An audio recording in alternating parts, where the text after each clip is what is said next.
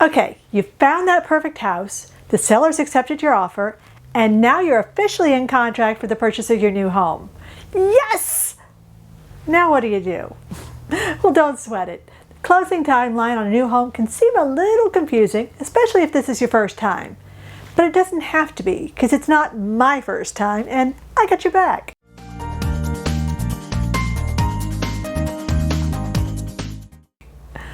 Hi, I'm Stephanie Frost, and I'm here every Tuesday to talk about all things real estate in the Ocala and Marion County, Florida area. Today, I'm going to clarify the 9 steps of the closing timeline.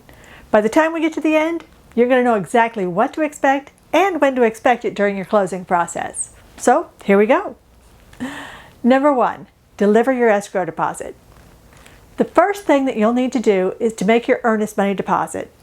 When you made your initial offer on the home, you told the seller how much money you were ready to put into escrow as your good faith deposit and how quickly you'd deliver it. Well, now it's time to make good on that. The funds are always held by a neutral third party, generally the title company, and in Florida you usually have 72 hours from the time the last party signs your fully executed purchase contract to get the money to them. Number 2 is to complete your mortgage application. If you're financing your new home, you want to get that mortgage application started right away so that the lender has plenty of time to process your loan. Timeliness is very important in a home purchase contract, so you don't want to miss a financing deadline because you didn't make application in time. You're also going to need to send your lender a copy of the signed purchase contract or have your agent do it. Now, you might have already had your preliminary documents into your lender from when you were pre-approved, but if not, they should have provided you with a list of documents that they'll need in order to start the process, and they should also give you a loan estimate showing you your terms, closing costs, and estimated monthly payment. Your lender's also going to order the appraisal so that they can determine the home's value, and typically you'll be paying the appraisal fee in advance. The idea is that the house has to appraise for at least as much as your purchase price. If the appraisal comes in low, you're going to have 3 options. You could renegotiate price with the seller, pay the difference yourself, or walk away and look for another home. Number 3 is get a home inspection. Now, you're not required to have a home inspection, but you really need to have a home inspection. You should hire a qualified home inspector to inspect everything inside and outside the home. You're also going to want what we call a WDO inspection. And that stands for wood destroying organisms, and it covers things like termite damage, carpenter rat damage, and wood rot. Depending on the age of the home, you might also need a 4-point inspection in order to get homeowner's insurance. Now, you're typically going to have 7 to 15 days to get all your inspections done, depending on what you and the seller agreed on in the contract. But you want to do your inspections as quickly as possible in case you need to negotiate repairs or adjustments, because it all has to be done during that 7 to 15 day inspection period. Which brings us to number 4, renegotiating your purchase contract if necessary. Most of our Florida purchase contracts are written as is with the right to inspect, which means that basically you can have any inspections done on the home that you want, but the seller isn't obligated to make any repairs based on what the inspector finds.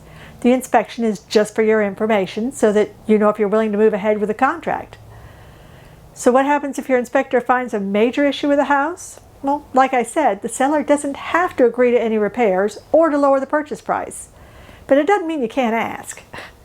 In some cases, it's going to be in the seller's best interest to make the needed repairs or lower the price, because the same issue is going to come up with another buyer. And it can be a legitimate ask for anything really major.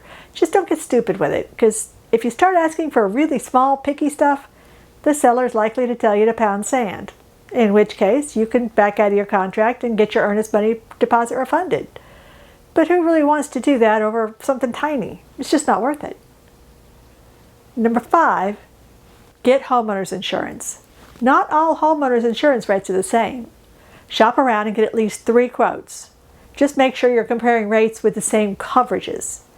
You can usually start with a company that carries your car insurance in case they offer bundle discounts. And if you don't know of any insurance companies to call, ask your realtor. They usually have a list of companies stashed away somewhere. Number 6, connect your utilities. Your realtor can get you the names of all the utility companies that service your new home. You're going to want to open accounts with all of them ahead of time and have everything transferred over as of the day of closing or pretty soon after. Even if you aren't moving in right away, because particularly here in Florida, you don't really want to leave the air conditioning off for any length of time in summer.